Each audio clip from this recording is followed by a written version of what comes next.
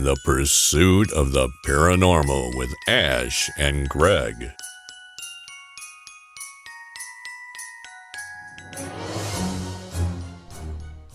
Merry Christmas, everybody. I just wanted to take a quick moment just to thank everybody who's commented on our posts, give us good feedback about the episodes, and a big shout out to Sam Glancy from the 3210s. Thank you for your continued support, and we're glad you enjoy the show. Traditionally, Christmas in England was a time for scaring the bejesus out of little children by telling ghost stories around the fire. Charles Dickens led the way with his famous ghost story, A Christmas Carol. But what have the real ghosts said to haunt the land at Christmas time? In this episode, we're going to share some real, spine-tingling and seasonal stories of Christmas ghosts based on true accounts. After that, we're going to be discussing in detail one of the most famous ghost photographs of all time, that of the Brown Lady, taken at Christmas in 1936. But first, grab a hot cocoa, turn down the lights, and settle in for some spooky but true Christmas tales. Christmas pranks at the Crescent Hotel. The Crescent Hotel is by far one of the most notoriously haunted hotels in the United States. Located along the northern border of Arkansas, near the Ozark National Forest, the hotel has been plagued by tragedy and ghost stories since it was first erected in the 1880s. While there are different legends and ghostly sightings associated with almost every square inch of the hotel's estate, one story continues to astonish visitors to this day. Allegedly, one year, during Christmas time, visitors came to view the hotel's Christmas tree, only to find that the Christmas tree and all its packages had been mysteriously moved to the other side of the room. This could have been a prank, staged by the hotel staff or a visitor.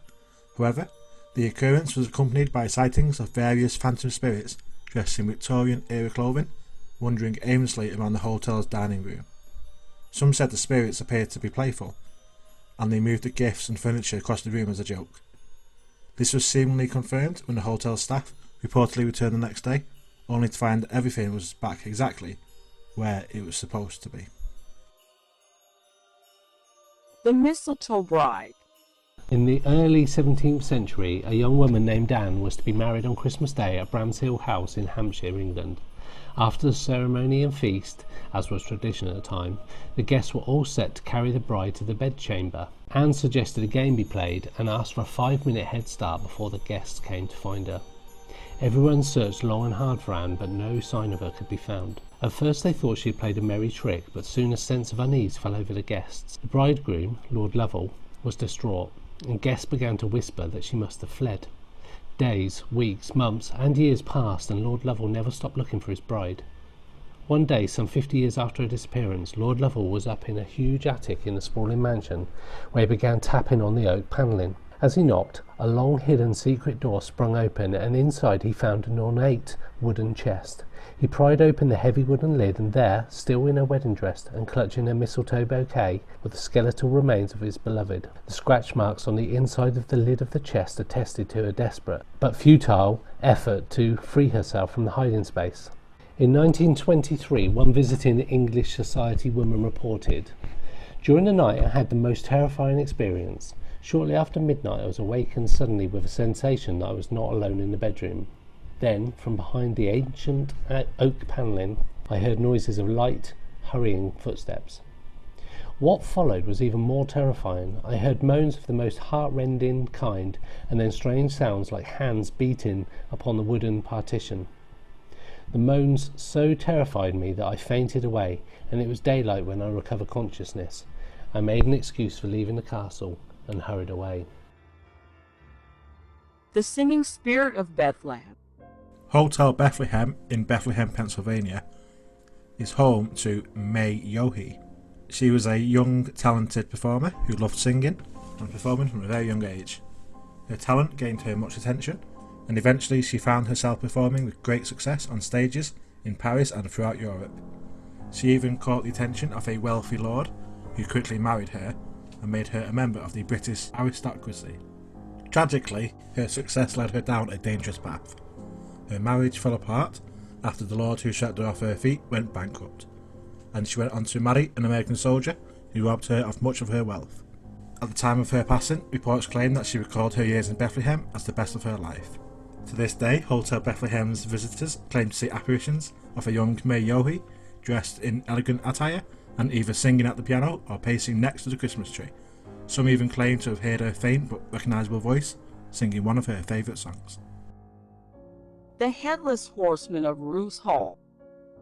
Roos Hall in Suffolk lays claim to being one of the most haunted houses in England. The 16th century hall has a number of sinister connections, including a gruesome hanging tree, an oak tree planted at the site of the old gibbet where numerous criminals were hung.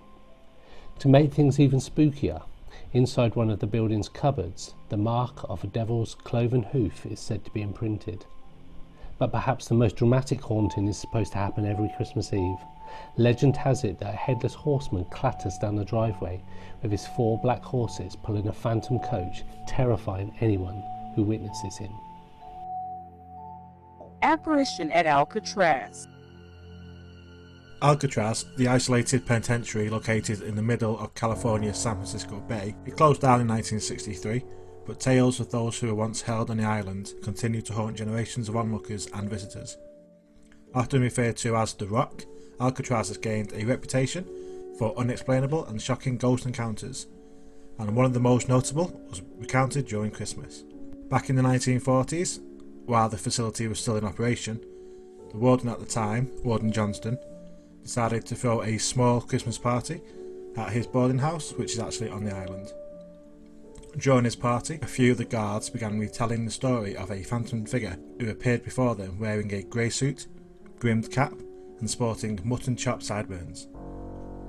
All the guards could do was stare at the ghostly figure in shock, and before they had a chance to move, the room suddenly turned very cold, and the fire in the stove was extinguished. And just as suddenly as he had appeared, the phantom man vanished. The Slain Highwayman. One Christmas Eve near the close of the 18th century, a notorious highwayman named Gilbert is said to have stopped a coach and horses on the Hawkshurst Road in Marden, Kent. The coach contained a young lady and her father, and Gilbert ordered them out onto the road. Just as the girl stepped out, the horses bolted, taking the coach and her father with them.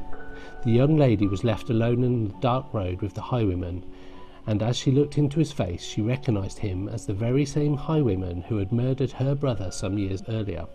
Horrified, she drew a hidden knife from her bag and stabbed Gilbert in the side, fleeing into the bushes. When the horses were calmed and the coach returned a little while later, the men discovered the bloody body of the highwayman and buried him at the side of the road. When villagers found the woman in the forest the next day, she had gone completely mad. They avoided that spot on the road for many years, and it's said that every Christmas Eve, the bloody scene is silently replayed to all that pass through. The Ghost of Geoffrey de Mandeville. The story of Sir Geoffrey de Mandeville is brimming with political betrayals. He held the title of Earl of Essex and was a prestigious European landowner during the 1100s. Because of his title, he had great influence over royal politics at the time. However, when a debate emerged regarding the rightful heir to the throne, he chose the losing side and was promptly stripped of many of his assets and excommunicated from the church. During his excommunication, Sir Geoffrey was slain on the battlefield, and because of his exile, he was not allowed a proper Christian interment, which many believe left his spirit trapped within the earthly realm. Rumour claims that Sir Geoffrey also left a curse on the properties he owned, stating that should they ever be taken away from him, ruin would befall his betrayer, and every 6 years on Christmas Eve, he and a headless dog would haunt the lands draped in a red cloak. Ever since his demise, people who have visited the properties he once owned, particularly the Pims Brook Bridge in East Barnet, have reported hearing strange sounds and witnessing the hazy image of a headless dog breaking through the fog, accompanied by a knight in full armour and a red cloak. Anne Boleyn returns. Anne Boleyn is notorious as the second of King Henry VIII's ill-fated wives. To marry Anne, Henry spent years seeking a divorce from his first wife, Catherine of Aragon, and went on to sever England's relationship with the Catholic Church in Rome, forever changing the course of British history. Despite the lengths he went to ensnare her, Henry soon grew tired of Anne, and choosing to believe the idle gossip surrounding her, had her beheaded in 1536. A number of reports exist of the ghost of Anne Boleyn, but perhaps the most affecting is the version said to haunt her childhood home, Heather Castle, in Kent. Some say that every Christmas Eve, the spectral figure of Anne Boleyn can be seen slowly gliding across the bridge over the River Eden towards her family home, where she was at her happiest. Legends of Wawel Castle. In the middle of Krakow, Poland, sits the Wawel Castle, for which centuries served as the home of each of Poland's kings after it was built in the early Middle Ages. Since this time, it's been associated with numerous legends and ghost stories, spanning as far back as the prehistoric era. One such legend involves a large series of caves that are rumoured to exist under a plot of nearby land known as Wawel Hill. These caves have been explored countless times since they were discovered centuries ago, and they're rumoured to hold a statue of a dragon and millennia of human record. The caves are believed to have been inhabited by humans since the prehistoric era. The legend says in the 11th century, King Casimir, who was just a child at the time, explored these caves and came across a strange tunnel. Inside this tunnel, he claimed to have found a large stone emitting a glowing light. And from this light, a magical protective energy is said to be emitted throughout Krakow. To this day, local legends claim that the ghosts of all of Poland's past kings meet every Christmas Eve in that very tunnel to discuss the fate of Krakow. We hope you enjoyed these Christmas stories, and now we're going to talk about one of the most famous ghost photographs ever taken in this country. Well, we're coming up to the anniversary of the Brown Lady photograph. It's quite a famous photograph from 1936 that was published in the Country Life magazine on the 26th of December. Okay, yeah, I've heard about that photograph. It's a real famous photograph. I know she reportedly haunts Raynham Hall, which is in Norfolk. It's also become one of the most famous hauntings in this country. Like you say, when the photographers from Country Life magazine claim to have captured her. I know also that she is known, or the ghost is generally known to be of Lady Dorothy Walpole, which was a sister of Robert Walpole, generally regarded as the first Prime Minister of Great Britain, I believe. Yeah, that's the one. Cool. So have there been many sightings of her at all, do you know? So I only know really of the iconic picture. I don't know a great deal about her. Yeah, well, the sightings, the first recorded one's back from 1835, and that was around Christmas time. Okay. Colonel Loftus and another guest called Hawkins, and they said they saw a brown lady one night as they're going to the bedroom. Yeah. And they later reported that they saw it again, and this time they noticed that the spectre had like empty eye sockets and looked quite haunting, quite scary to look at. And these reports actually led to some staff actually leaving. Oh, They wow. don't work there anymore because these stories, it's pretty much scared him from working there. And there was another one. Yeah. And this was a few months later in 1836, and this was Captain Frederick Marryat, who was staying at the property to actually disprove the hauntings. Okay. He was saying that it was local smugglers that were just trying to scare people. So he stayed for a few nights to actually try and catch them out. Yeah. And his daughter Florence recalls this story that her father told her, that this happened on the third night of his stay.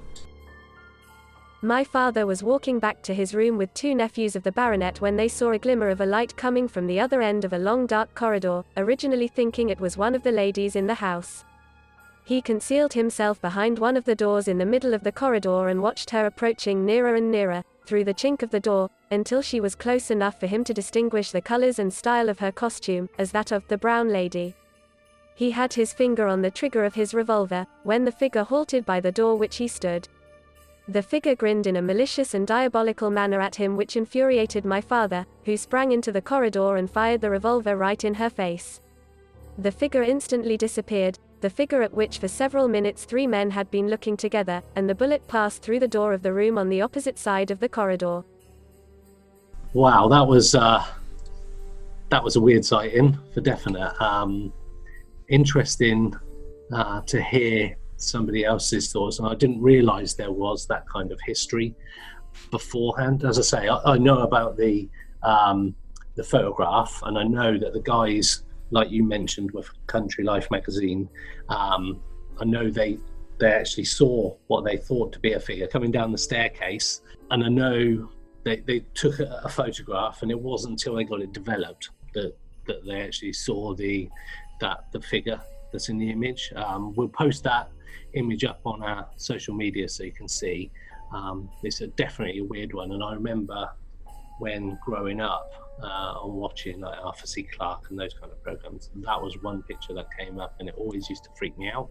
But I know some people have claimed that it's not quite as genuine as first made out. Yeah, there's been quite a few debunkings of it, saying it's doubling exposure. Yeah. And again, you talk about the photographers. The guy that took the photo was a guy called Provand. Yeah. And he was a photographer. And it was his assistant Shearer, a guy called Shearer, that saw this figure come down the stairs and told him to take a photograph, and then the figure disappeared. Yeah. But as we talk about them, their names are actually aliases. Okay.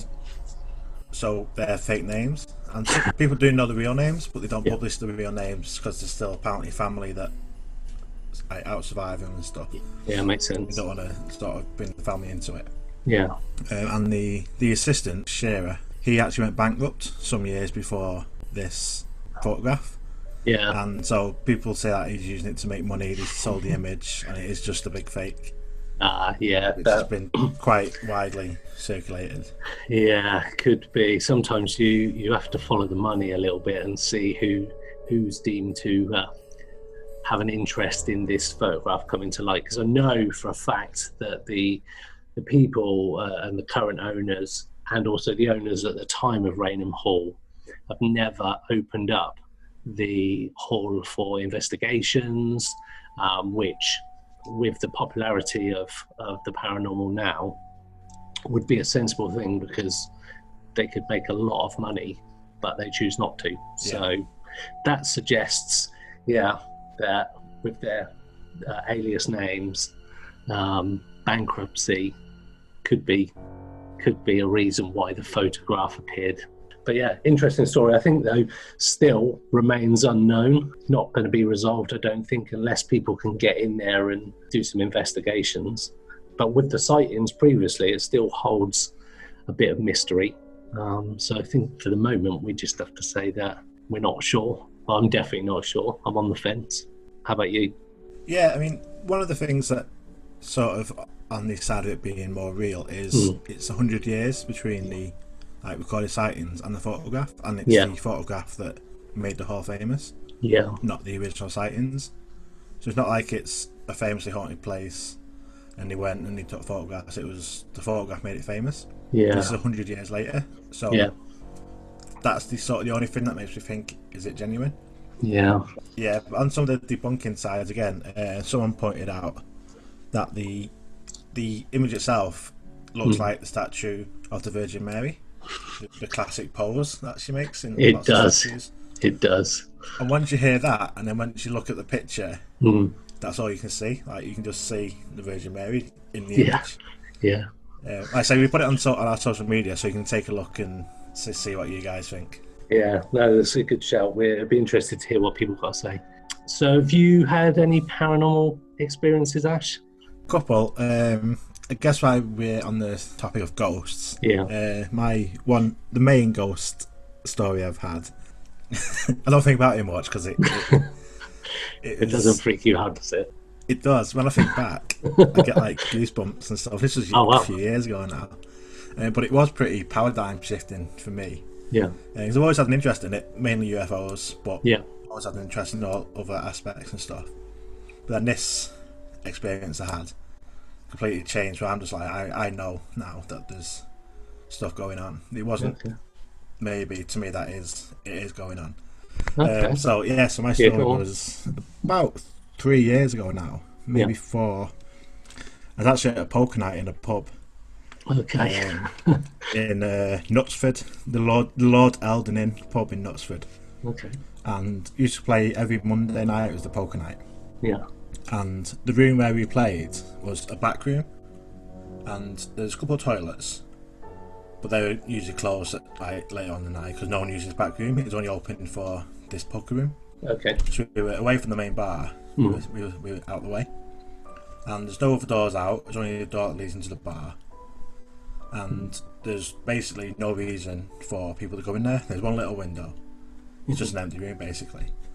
And one of the guys that organises it, he always used to leave early. He had to look after his wife. Yeah.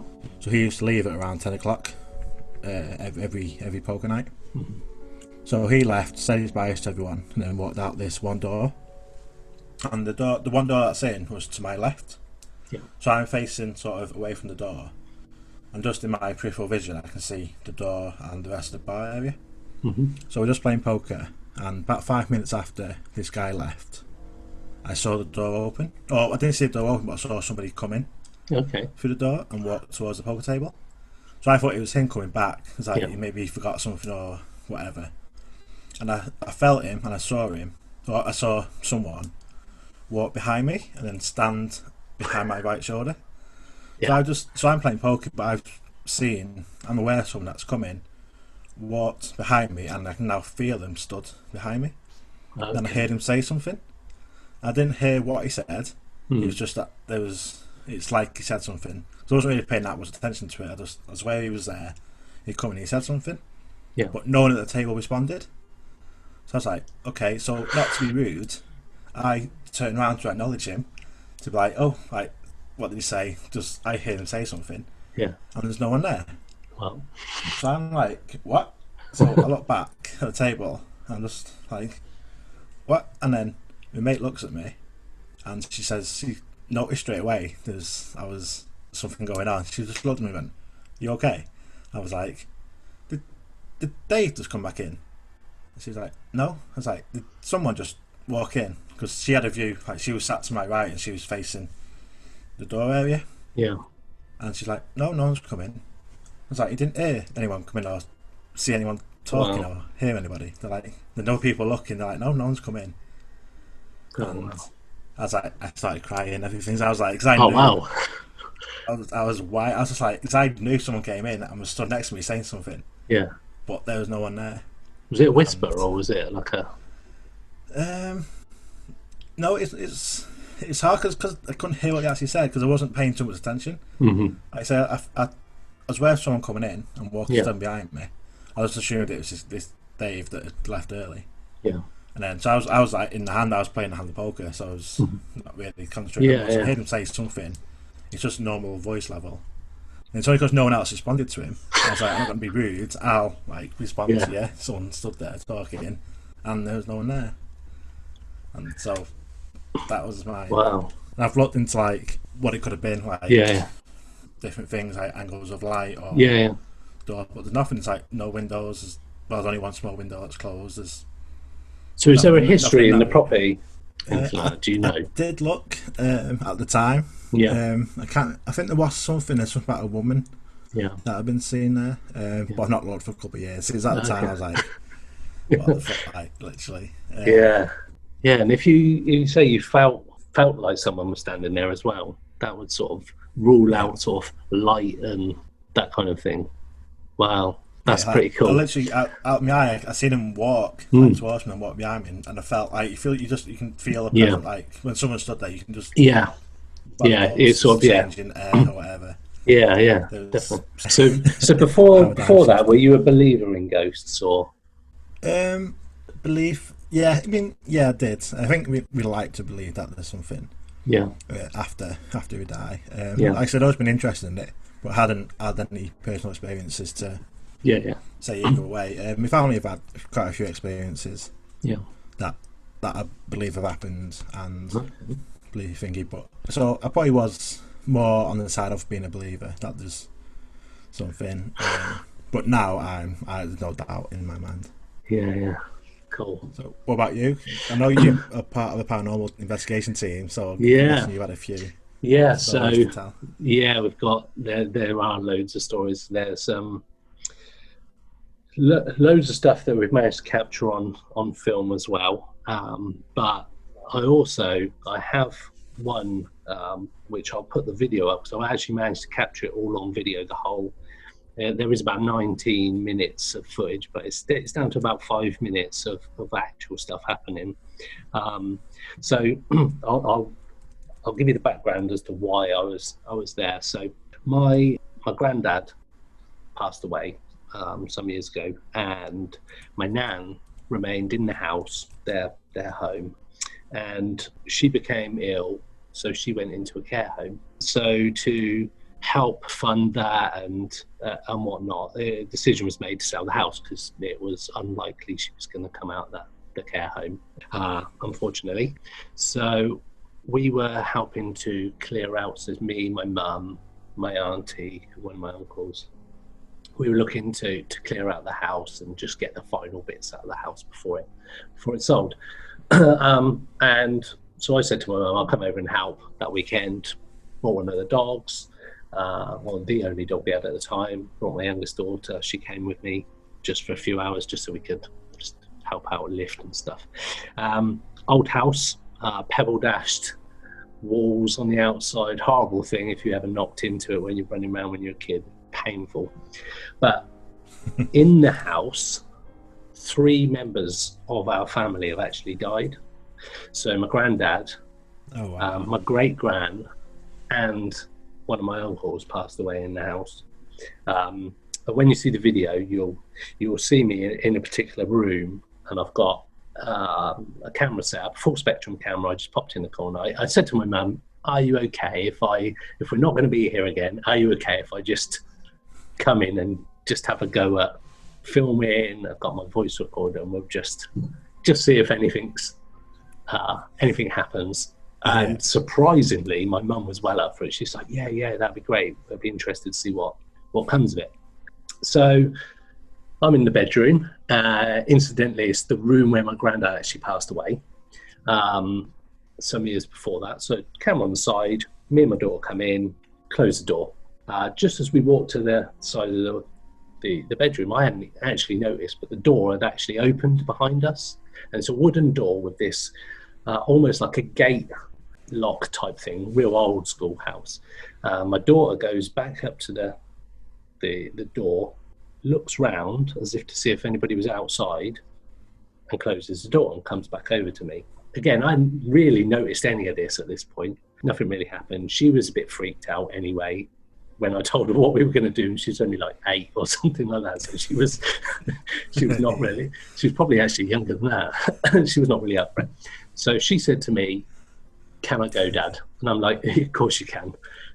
As she says that, and again, I didn't notice this, the door opens, and captured on the video is like an orb appears just in front of her before the door opens. So she goes off out, closes the door. I don't notice it. Anyway, door opens again as I'm in the room on my own. Room feels genuinely nice, calm. I've been to places and the rooms feel really sort of like the air feels quite thick and heavy. But this felt really nice and calm. Didn't feel scared, anything like that. Anyway, so I'm just talking away and asking questions. I don't know if you've seen it with a voice recorders, you ask a question, you leave like a 10-second gap or so and try and capture electronic voice phenomena or EVPs on there that you can listen to later on to see if the spirit has actually answered the question. So I'm doing all that. I think it's probably time to go now. So the door is open at this point and I say, "Okay, thank you. I'm going to go now. It's been a pleasure. Mean you no harm," all that kind of stuff that we as investigators say just to thank the spirits if there is anything there at all. And I go out the room. End of. I review the voice recording later on. Nothing was recorded that I could hear. It's not till I play back the video that I noticed the door opening that multiple times. And just as I say, "Thank you, I'm going now," a very bright white orb from where I am standing swishes past the camera, does a loop into the corner and goes out the door just before I do. And I don't know if you've seen like Donnie Darko. Have you seen Donnie Darko? Yeah. On Donnie Darko, at one point, when all about time travel and that, he has these weird things that come out of him like before he goes anywhere to like show his movement. And this orb is essentially, the only way I can describe it is this orb just traces a way out of the room just before I do. very strange. Didn't notice any of it at the time. Only when I reviewed the camera did I notice it. And there was loads of footage, but only those for a few minutes that I've managed to capture with anything sort of useful or interesting on there. So we'll put that up as well. But that's one of many paranormal experiences that I've had. I've seen Ouija boards move around. I've seen Ouija boards, giant Ouija boards, as though they've been whacked from underneath, sort of jolt up. I've been on investigations where tables have tapped and all this kind of stuff. I've caught stuff on spirit boxes. We can get into all of that as we go through the episodes. I've got so many stories that can share, but I know UFOs is more your thing, and I'm into UFOs as well. But I've got loads of paranormal stuff that we can share. So I think we can have some good conversations based on episodes that we're doing, bringing into our own experiences. So that's going to be good. Definitely. But yeah, the good thing is that the spirit stuff doesn't freak me out. It used to. So, you know, like you said, that you were freaked out of it. It doesn't freak me out anymore. Once I started doing ghost investigations and paranormal investigations, there's nothing I like more than standing in a dark room with a voice recorder and no lights on my own, just asking questions to anything that might be there. So, yeah, loads of good stuff to say. So, yeah, that's cool. So I think that's us done the paranormal bits for this episode. Of course, we couldn't let this episode go by without mentioning one of the most famous UFO cases of all time. Do you want to take over, Ash? Yeah, well, this weekend is the 40th anniversary of the Raynham Forest incident in Suffolk back in 1980, a long time ago now. And since the News of the World brought the story in 1983, it's just been loads of, obviously, investigations, arguing, especially between different researchers here and in America. Yeah. So, obviously, we don't want to talk too much about that because everyone knows about Raynham. It'd be a whole hour's worth episode if you wanted to try and explain what happened, because there's so much to it. But just like look up, you don't know much about it, just Google it and have a listen to some other podcasts or videos about it. Yeah. Because next week we're going to be looking at alternative explanations to what happened. So this is stuff you might not have heard about before. Yeah. This is not alien, this is not UFO. There's other explanations to what happened. And also going to be going back hundreds and hundreds of years, because the area itself has got massive history of unknown things and strange things happening. So we're going to dig deep into that next week. Yeah, I'm particularly excited about that because I know all about Raynham Forest. I'm into UFOs as well. So Raynham is one of those, the UK Roswell, basically, for people who don't know. But me and Ash, we've talked about what we're going to be putting in this episode, and there's some crazy stuff. So definitely you don't want to miss that. That's it for this episode. Thank you so much for tuning in and listening to us this week. You can find us on social media under Pursuit of the Paranormal. And if you enjoyed the show, please give us a positive rating on your podcast provider. Thank you so much, and we'll see you next week.